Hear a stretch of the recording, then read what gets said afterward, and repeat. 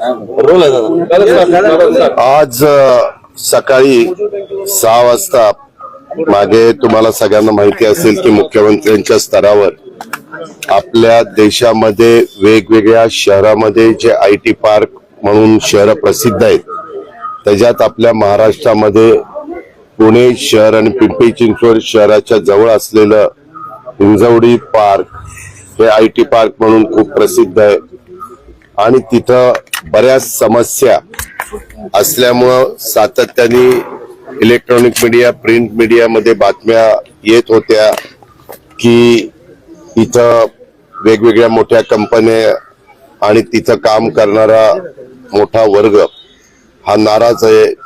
Traffic 2-2 तास तिथं खोळंबतं, पाऊस पडल्यानंतर पाणी तिथं साठतं, त्याच्यातून वाहनं जाऊ शकत नाही, सातत्याने वाहतुकीची कोंडी होते, रस्त्यामध्ये बऱ्याच ठिकाणी अतिक्रमण आहेत, रस्ते खराब आहेत, अशा अनेक प्रकारच्या तक्रारी ह्या सातत्याने येत होत्या. आणि मधल्या काळामध्ये पुण्यामध्ये जो पाऊस पडला, त्या परिसरामध्ये जो पाऊस पडला तिथं खूप पाणी 5 ते 6 ठिकाणी साठलं.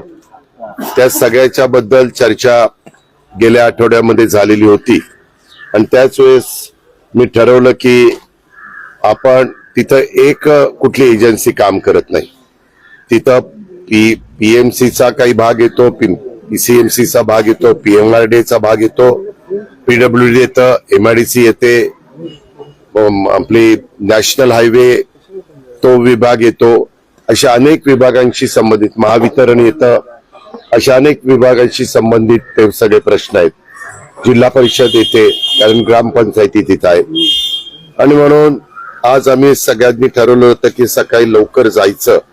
सकाळी जाण्यामागचं कारण एकच आहे, कुणाला तुम्हाला त्रास व्हावा किंवा इतरांना त्रास व्हावा हे नाही, तर सकाळी पहाटे गर्दी कमी असते, नीटपणे पाहणी करता येते, नीटपणे प्रश्न समजून घेता येतं आणि तसं बघितलं तर एक वातावरण फ्रेश असतं. म्हणून आम्ही सकाळी 6 ते 8-8:30 पर्यंत हे सगळं काम केलं आणि त्याच्यानंतर प्राधिकरणामध्ये आपल्या PMRDAचं जे ऑफिस आहे तिथं जाऊन ती मीटिंग घेऊन त्याच्यातले काही निर्णय आम्ही घेतलेले आहेत.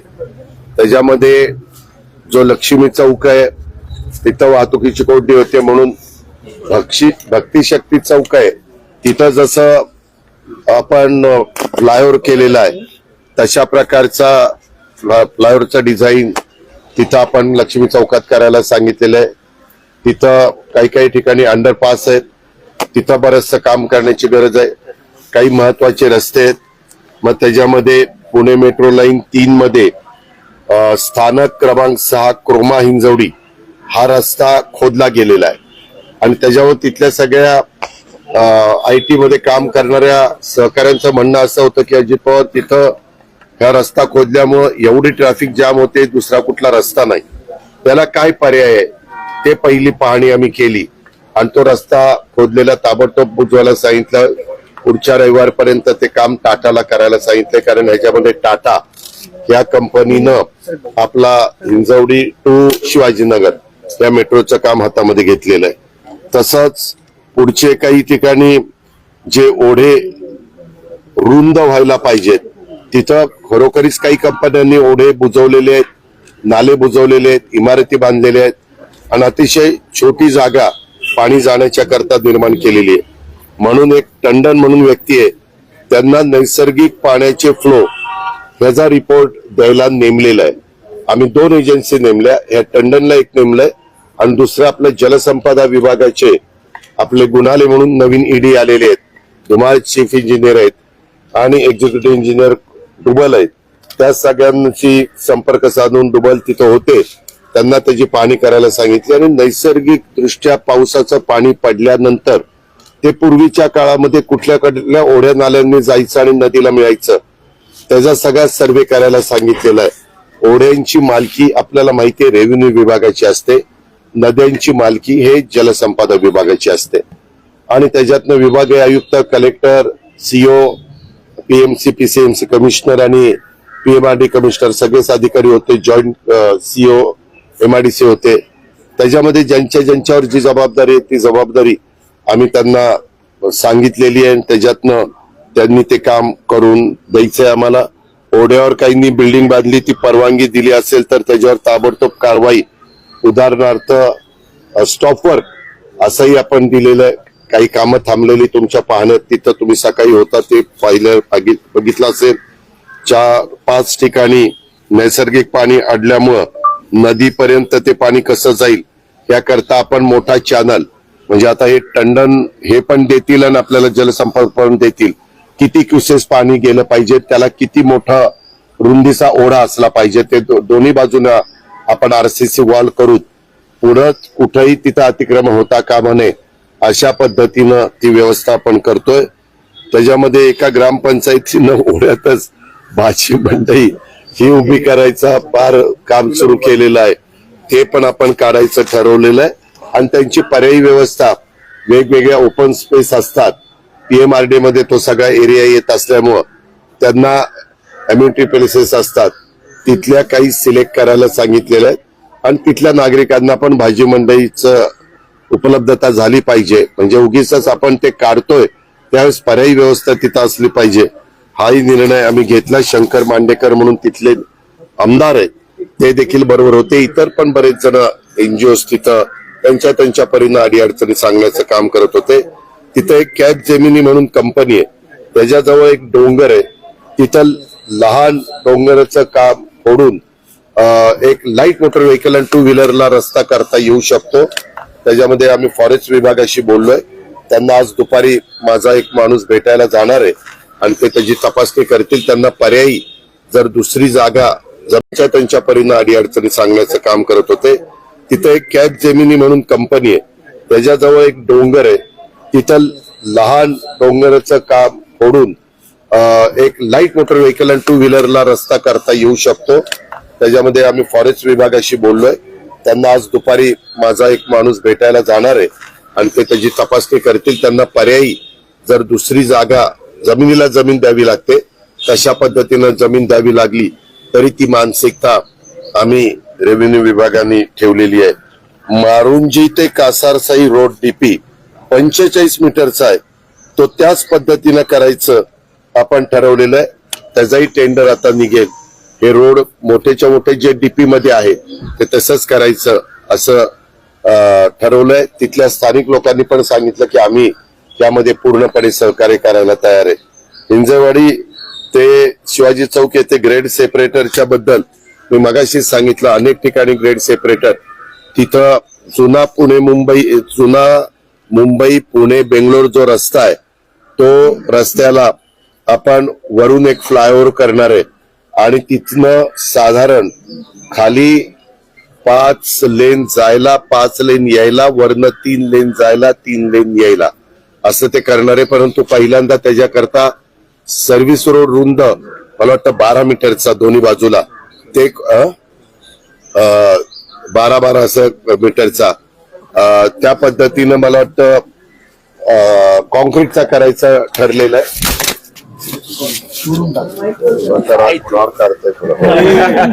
तर त्यामध्ये आपल्याला त्या काम झाल्यानंतर आपण मधल्या फ्लायओव्हरचं काम सुरू करणार आहे.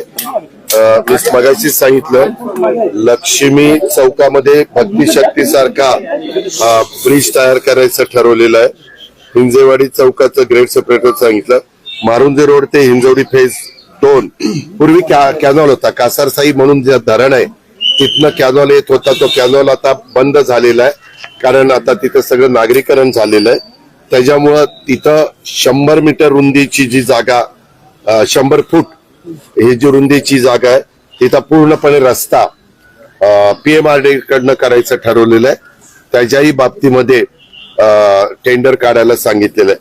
अशा बऱ्याचशा गोष्टी आपण त्या बाबतीमध्ये करण्याचा निर्णय घेतलेला आहे. त्याच्यामध्ये सातत्याने 7 ते 10 दिवसामध्ये आढावा घेत त्या कामं, काही शॉर्ट टर्म मधली आहेत, काही लॉंग टर्म मधली आहेत, आणि तशा प्रकारची कामं करून जे काही मधल्या काळामध्ये खूप नाराजी आपल्याला सगळ्यांना त्या कंपन्यांच्या बाबतीमध्ये पाहायला मिळाली, तिथल्या बाकीचे पण स्मार्ट सिटी सारखे आतले बाकीचे रस्ते, फुटपाथ, वेगवेगळ्या प्रकारच्या लाईन बदलाव्या लागतील.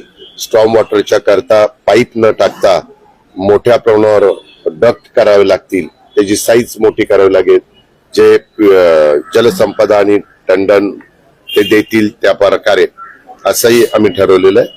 आज आम्हाला महावितरणचे चीफ इंजिनियर भेटले आणि त्यांनी सांगितलं MIDC ज्यावेळेस होत होती त्यावेळेस आम्ही आमची केबल आतनं टाकलेली आहे आणि आता त्याच्यावर कॉन्क्रीटचा रस्ता झालेला आहे.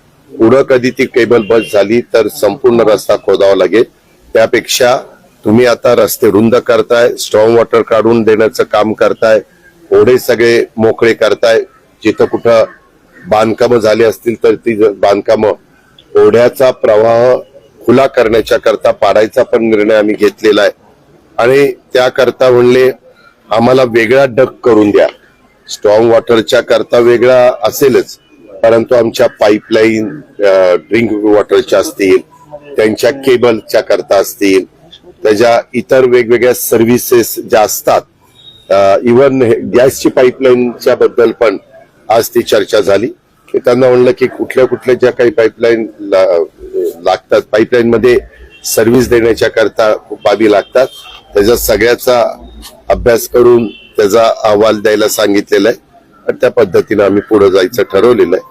ते झाल्यानंतर निश्चितपणे ही कायमची उद्याची 50 ते 100 वर्ष डोळ्यासमोर ठेवून अडचण दूर करण्याचा निश्चय आम्ही लोकांनी केलेला आहे. त्याच्यामध्ये पालकमंत्री या नात्याने मी स्वतःला दादा PMRD कडून याला सगळ्यांना परवानगी दिल्या जात आहेत, कशा प्रकारे म्हणजे हे खरं तर दादा तुम्ही हेही सांगितलं की 353 दाखल करा, कोणी मध्ये येतंय, बरेच लोक तिथं अतिक्रमण, तुम्ही बिल्डिंग बघितली, बिल्डिंगच्या खाली आवडा वाहतोय, ते पाडायला सांगितलेलं आहे.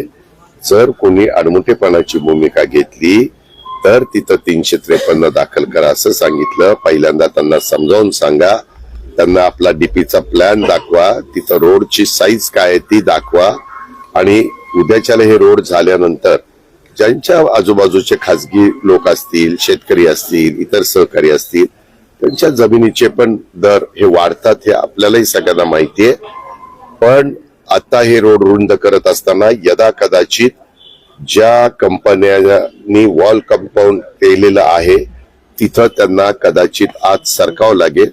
ते पण MIDCच्या डेप्युटी CEO ला सांगितलेलं आहे, जॉईंट CEO ला सांगितलेलं आहे की त्यांना नोटीस देऊन आपल्याला त्यांची मदत घ्यावी लागेल, त्याशिवाय हे सगळे प्रश्न सुटणार नाही. आणि पत्रकार मित्रांनो, त्यांनी सगळ्यांनी ते इतकं सहन केलंय की आज तरी मी तिथं पाहणी करत असताना तुम्ही पण बरेच जण ऐकत होता, लांबनं बघत होता, कॅमेऱ्यामध्ये टिपत होता. तर त्यामध्ये आपण त्यांना सगळ्यांना हेच सांगत होतो की सहकार्य करा. बहुतेक जण सगळ्यांनी सकारात्मक भूमिका त्याच्यामध्ये घेतली. कुणी असं विरोधामध्ये खूप बोलत असताना उलट आता त्यांच्या अपेक्षा वाढलेल्या आहेत तिथल्या स्थानिक लोकांच्या आणि ज्या नागरिकांच्या किंवा जे NGOचं काम करतात त्यांच्या, त्याच्यावर त्यांना कुठंतरी एक अंधुकचा प्रकाश दिसायला लागला की आपलं काम मार्गी लागेल. आता खरी जबाबदारी आम्हा लोकांची, महायुती सरकारची, आम्ही पार पाडू. दादा आज बैठक झालेली आहे.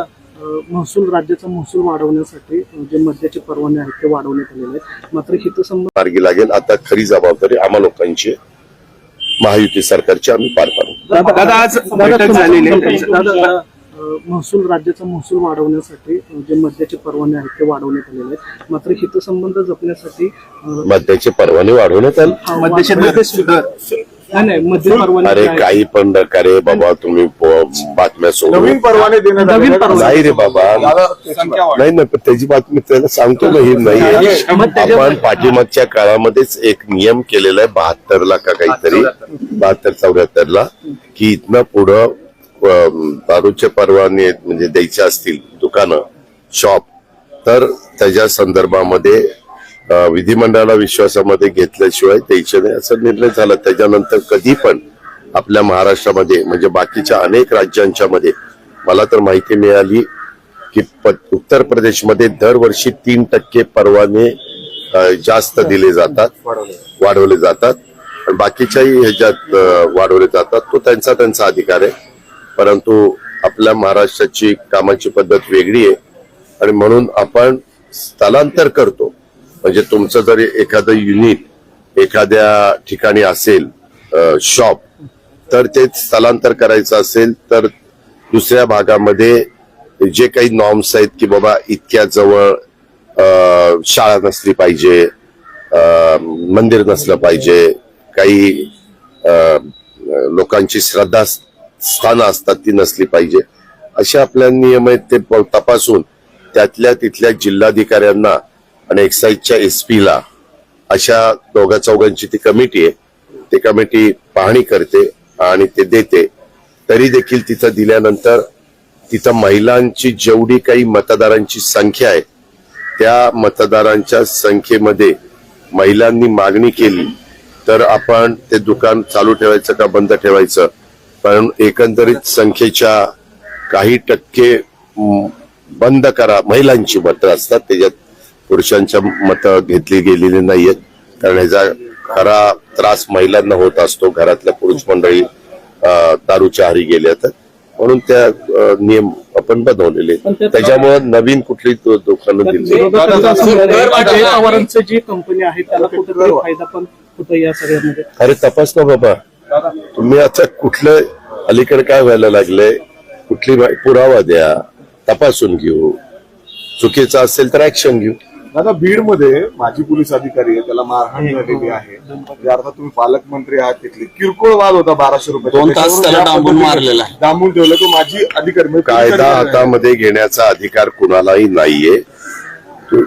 एवढ्या मोठ्या महाराष्ट्रात आता कुठं कुठं अशा गोष्टी झाल्या तर कायद्याने काम होईल ना, पोलीस यंत्रणा त्यांचं काम करतील. कोण राज्यकर्ते समर्थन करणार आहे काही गोष्टीचं नाहीच. त्याच्यावर आत्ताच तुम्ही मला सांगितलं, मी आता गाडीत बसल्यावर SP लाही फोन लावीन आणि कलेक्टरलाही फोन लावील आणि ताबडतोब जी काही रीतसर कारवाई असेल ती करा, अशा प्रकारच्या सूचना आहे.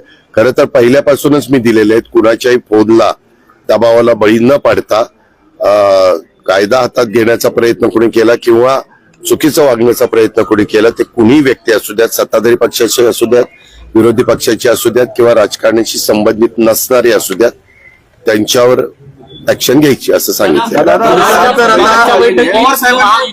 चर्चा न करण्याचं सांगितलंय पदाधिकाऱ्यांना. आज जी बैठक झाली त्यात माहितीबद्दल कोणी एका तरी पदाधिकाऱ्याला सांगितलं असेल ना तर मी म्हणेल ते ऐकेल. काय बैठक झाली पण दोन्ही आता पिंपरी चिंचवड पुण्यासंदर्भात? आता निवडणुका जवळ आलेल्या आहेत. मी अनेक वर्ष ह्या जिल्ह्याचा पालकमंत्री आहे. अनेक वर्ष इथली जिल्हा परिषद आम्हा विचारांच्या लोकांच्या हातामध्ये राहिलेली आहे. पुणे पिंपरी चिंचवड महानगरपालिका 25 वर्ष 92 ते 2017 पर्यंत आमच्या बरोबर होती. त्याच्यानंतर पुणे महानगरपालिका 10 वर्ष आमचे महापौर आणि बाकीचे पदाधिकारी तिथं होते. त्याच्यामुळं वेगवेगळे प्रभाग आहेत, वेगवेगळे वॉर्ड आहेत, वेगवेगळ्या भागातले काही प्रश्न आहेत. त्या प्रश्नाच्या संदर्भात पहिला म्हणजे सभासद नोंदणीचा आमचा कार्यक्रम, त्याला गती देण्याच्या बद्दलच्या सूचना दिलेल्या आहेत. वेगवेगळ्या प्रकारे तिथले कार्यकारिणी असती, शहराची असती, विधानसभे मतदारसंघाची असते, बूथची असते आणि प्रभागाची असते. त्याही कार्यकारिणीमध्ये सर्व समावेशक, सर्व जाती धर्माच्या सहकाऱ्यांना सर्व समावेशक, ज्यांची समाजामध्ये प्रतिमा चांगली आहे अशा लोकांना तिथं आपण पदाधिकारी नेमा. 15 ऑगस्ट पर्यंत त्यांना मुदत दिलेली आहे आणि वेगवेगळ्या प्रकारचे काही प्रश्न आहेत त्याच्याबद्दलचा सोबळावरच लढण्याचा काही आहे. यामध्ये मागेच आमच्या वेगवेगळ्या तिन्ही पक्षाच्या प्रमुखांनी जाहीर केलेले आहे. त्याबद्दलचे निर्णय राज्य स्तरावर होतील. दादा कबड्डी संघटनेचा प्रश्न आहे. पवार साहेबांनी काल एक पुस्तक प्रकाशन होतं कबड्डीच्या संदर्भात. त्यात पवार साहेब असं म्हणाले की काही जणांनी संघटना हाताशी बांधून अनेक गैरप्रकार केलेत. आता संघटना जी कबड्डीची संघटना ती माझ्या हातात घ्यायची वेळ आलेली आहे. विरुद्ध शरद पवार असं त्यामध्ये जिथं कुठं चुकीचं झालेलं असेल तिथं कारवाई झाली पाहिजे.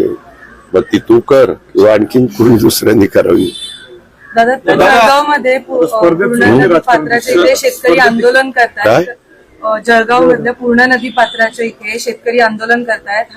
हैदराबाद इंदोर महामार्गाच्या भूसंपादनात त्यांना योग्य मोबदला मिळालेला नाही आणि तुमचे मित्र पक्षाचे आमदार सुद्धा तिथे आता जलसमाधी आंदोलनात. मी तुम्हाला एक माहिती आहे, सत्ताधारी पक्षाचे जरी आमदार असले तरी ते जनतेचे प्रतिनिधी आहेत. त्या भागातल्या जनतेचे काही प्रश्न असले तर लोकशाही मार्गाने, अहिंसेच्या मार्गाने जो अधिकार त्यांना दिलेला आहे त्या अधिकाराचा ते वापर करू शकतात. नंबर 1, देशात जम्मू काश्मीर पासून कन्याकुमारी पर्यंत खूप मोठ्या प्रमाणावर नॅशनल हायवेची कामं चाललेली आहेत आणि ही कामं चाललेली असताना आता त्याला मोबदला फार चांगला पूर्वीच्या तुलनेमध्ये दिला जातो. हे पण पत्रकार मित्रांनो आपल्याला माहिती प्रतिनिधी आहेत.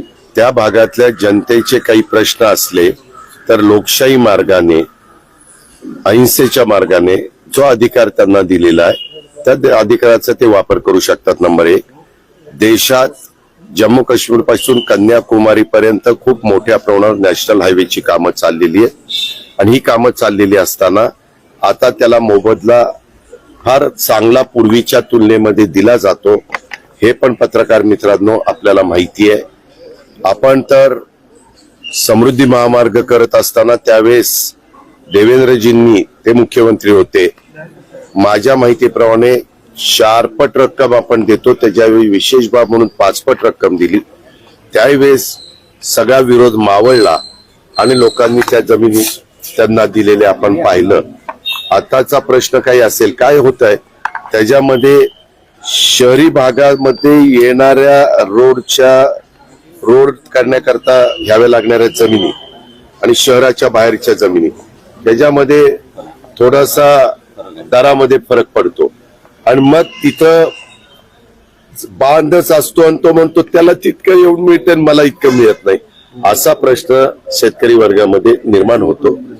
शेवटी चर्चेच्या माध्यमातून हा प्रश्न सोडवता येतो.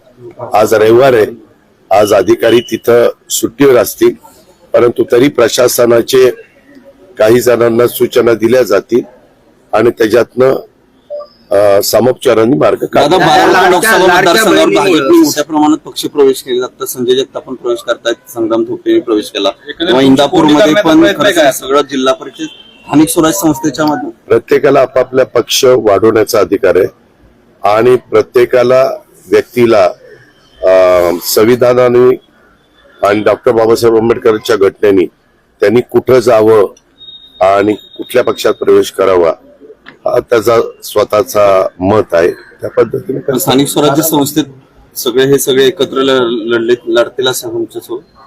त्यामध्ये मतदार मतदान करणार आहे, पण दादा पुढारी मतदान करत नाही. पुढारी आपली भूमिका मांडण्याचं काम करतात नाही, ते जनतेला शेवटी ज्याच्यावर विश्वास आहे जनता त्याच्या पाठीशी. मला एक्साईज खातं तुमच्याकडे संजय राऊतांनी टीका केली की काही मंत्र्यांचे नातेवाईकांकडे देखील हे परवाने आहेत किंबहुना त्यांना ट्रान्सफर केले जात आहेत.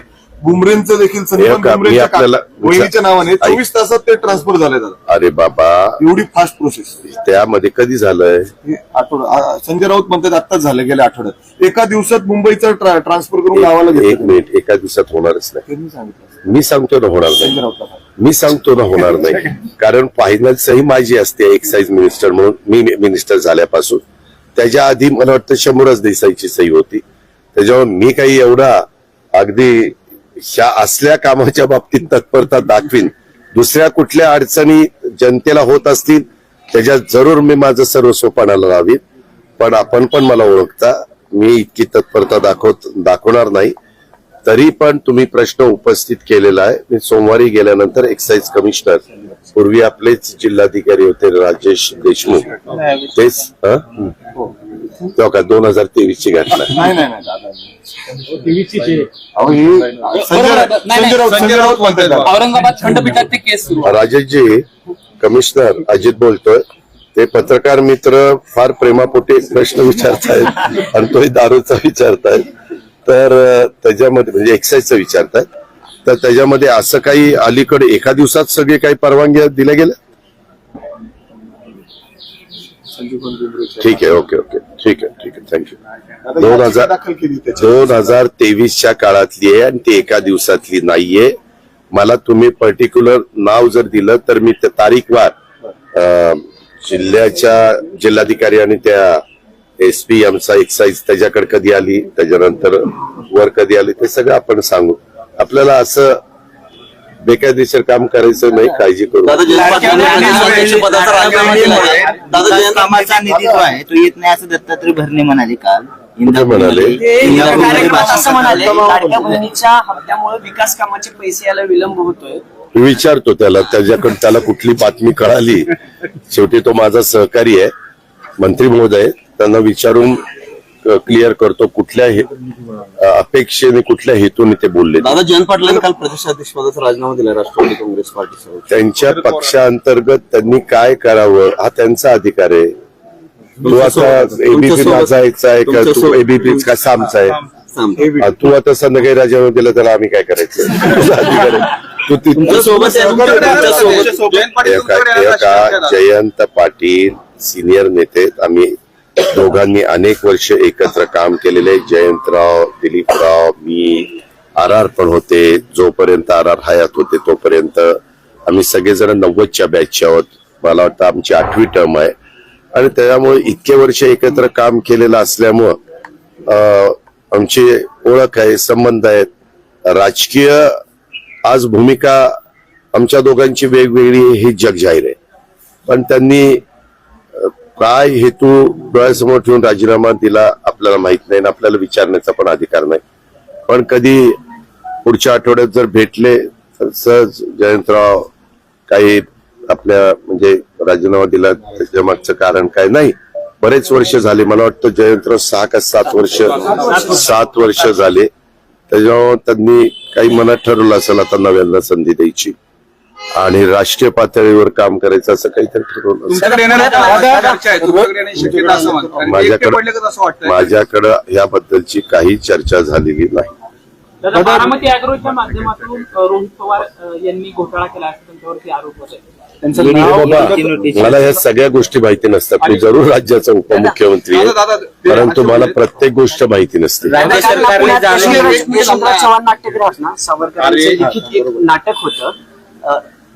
त्या नाटकाला सत्तेकी सावरकरांनी त्याचं आयोजन केलं होतं. त्या नाटकात वंचितनं मोठा राडा घातला. तुमच्या कानावर आला असेल कोथरूड पोलीस स्टेशन अंडर. त्यांचं म्हणणं आहे की सावरकरांनी जे नाटक लिहिलं त्याला मोडतोड करून बुद्धांना चुकीचं दाखवलं गेले, बुद्धांचे संवाद चुकीचे दाखवले गेलेत, बुद्धांना हातात तलवार घेऊन त्या नाटकात दाखवले गेले. मला याबद्दलची माहिती नाही. वंचितांनी जर आंदोलन केलं असेल तर त्या कुठल्या नेत्यांनी केलं त्याला मी विचारीन की नक्की अशा पद्धतीनं आपण करण्यामागचा हेतू काय, कारण काय हे मी विचारेन. अहमदाबाद प्लेन क्रैश का जो प्राथमिक रिपोर्ट कल आया है अपने महाराष्ट्र के भी कई विक्टिम्स हैं उसमें. अरे वाली तारखा आले बघा आपलं काम किती जातं. 4/12/23 स्थलांतराचा अर्ज आला. 7/12 त्याच्यावर काही छाननी वगैरे झाली. त्याच्यानंतर 8/12 ते चौकशी करण्यात आली. 11/12 पुन्हा ती चौकशी करून त्याचा अहवाल प्राप्त झाला. नंतर पुन्हा ग्रामसभा ठराव ना हरकत वगैरे ते सगळं देण्यात आलं. त्याच्यानंतर 19/12 सदरचं प्रकरण जिल्हाधिकारी संभाजीनगर यांच्या मान्यतेनं हे मुंबई उपनगर कार्यालयात सादर करण्यात आलं. 4/12 आणि 19/12 म्हणजे 15 दिवस. नंतर 11 जानेवारीला 24 मध्ये सदर प्रस्तावाला मान्यता मिळाली.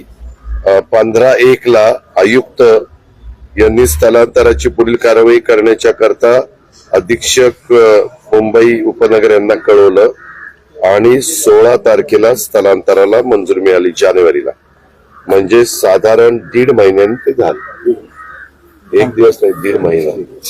45 दिवस. अहमदाबाद एअर क्रॅशवर प्राथमिक अहवाल आला. नाही, मी पण तो अहवाल बघितला, परंतु ते म्हणतायत की इंजनच दोन्ही बंद पडली असं त्यांनी सांगितलं. त्याच्यामध्ये तो एक पायलट म्हणे त्याला विचारत होता की का फ्युएल बंद केलं. तो म्हणला मी कशाला बंद केलं. आणि एक इंजिन पहिल्यांदा बंद पडलं, नंतर दुसरं इंजिन बंद पडलं. दोन्ही इंजिन बंद पडल्यानंतर काही तिथं सुविधा असते ती पण चालू करण्याचा प्रयत्न झाला गेला, परंतु ते पण काही चालू होऊ शकलं नाही. नंतर ते पक्षाच्या बद्दल बोललं जात होतं. पक्षाचं कुठेही धडक झालेली नाही किंवा काही झालं नाही असं त्या चौकशीमध्ये निष्पन्न झालं. पण दोन्ही इंजिन बंद पडण्यामागचं कारण काय हे आता, आणि त्याच्यावर ते फ्युएल बंद झालं, ते बंद होण्यामागचं कारण काय असं त्यांनीच प्रश्न उपस्थित केलेला आहे. त्याच्यामध्ये अधिक त्याबद्दल आता चौकशी करण्याची गरज आहे असं त्यांनी सुतोवाच केलाय. शेवटी या सगळ्या टेक्निकल बाबी आहेत आणि खूप मोठी घटना आहे. जगाने त्याची नोंद घेतलेली आहे. देशाच्या सर्वोच्च प्रमुखांनी म्हणजेच मोदी साहेबांनी नोंद घेतलेली आहे. सगळ्यांच्याच दृष्टिकोनात तो जिव्हाळ्याचा, आपलेपणाचा अशा प्रकारचा प्रश्न आहे. तर त्याच्यात हे आता तुमचं जो काही पहिला अहवाल आलेला आहे, परत आता दुसऱ्याही गोष्टीचा अहवाल येईल अशी आपण म्हणजे अपेक्षा बाळगू.